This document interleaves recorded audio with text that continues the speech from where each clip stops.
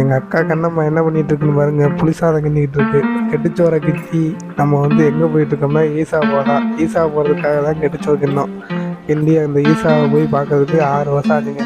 இப்போ நம்ம ஃபேமிலியான பிறகு தான் போய் பார்க்க வேண்டியிருக்கு. எனக்கு மேரேஜ் ஆயிடுச்சு, என் தம்பிக்கு மேரேஜ் ஆயிடுச்சு.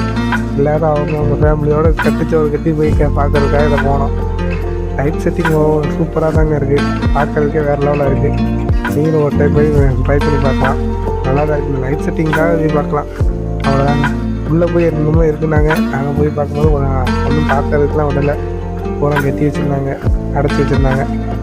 போய் இந்த சிலையில் இந்த லைட் செட்டிங்கை மட்டும் பார்த்தோம். பார்க்கறதுக்கு ரியலாக இருந்த மாதிரி தான் இருந்துச்சு, 3D எல்லாமே பார்க்குறதுக்கு வேறு லெவலாக இருக்குது. நீங்களும் போய் ட்ரை பண்ணி பாருங்கள். நம்ம சேனலை மறக்காமல் சப்ஸ்கிரைப் பண்ணுங்கள், லைக் பண்ணுங்கள். அவ்வளோதான்.